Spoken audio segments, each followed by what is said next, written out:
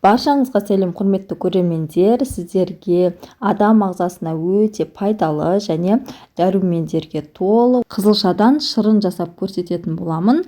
Видеоны соңына дейін қарап менімен бірге болыңыздар. Осы сусынды жасау үшін бізге 2 қызылша, 2 алма және сәбіз қажет болады. Барлығының қабығын ашып, осылай 4 бұрышты етіп турап аламыз. Қызылша мен сәбізді де дәл осылай ұсақтап турап аламыз.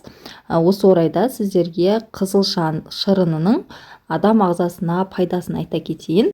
Жалпы қызылша дәрумендерге толы жемістердің бірі болып табылады.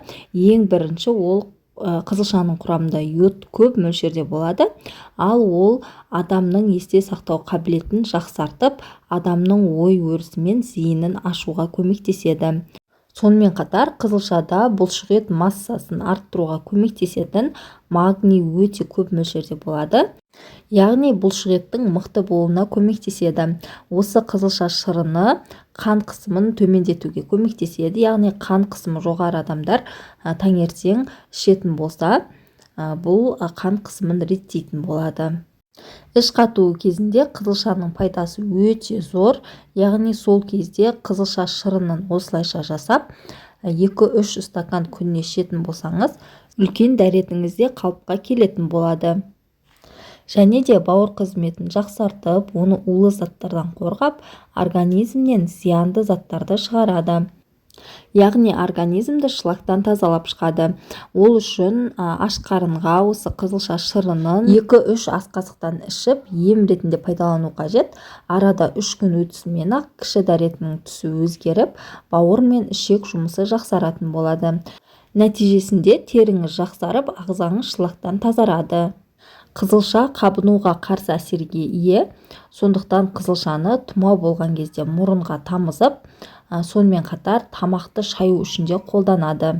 Мінекей достар, қызылшаны, алма және сәбіздің барлығын ұсақтап турап алдық және оның үстінен 300 грамдай су қостым.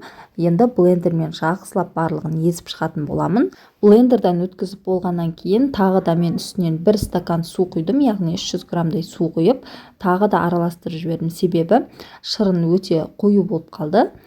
Дайын болған шырынды еліктен өткізіп, осылай согын бөлек алатын боламыз. Егер сіздерге қою бөлігі ұнайтын болса, онда бұлай еліктен өткізбей-ақ қоюмен бірге қосып ішсеңіздер де болады.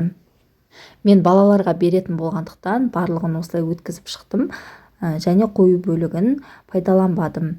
Міне менде 2 қызылшадан осындай көлемді сок шықты. Бұл шырынның дәрумендерін бойыңызға сіңіру үшін күнде таңертең балғын күйінде жасап 1 стаканнан ішіп тұру қажет болады. Әрине бұл шырынды ішпес бұрын қызылшаға аллергияңыз болмауы қажет.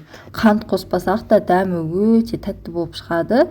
Балаларыма өте қатты ұнады. Пайдалы шырынды сіздер де жасап көріңіздер. Егер сіздерге видео пайдалы болған болса, подписаться батырмасын басып, каналыма тіркеліп алуды ұмытпаңыз. Алда талай пайдалы рецепттер болады.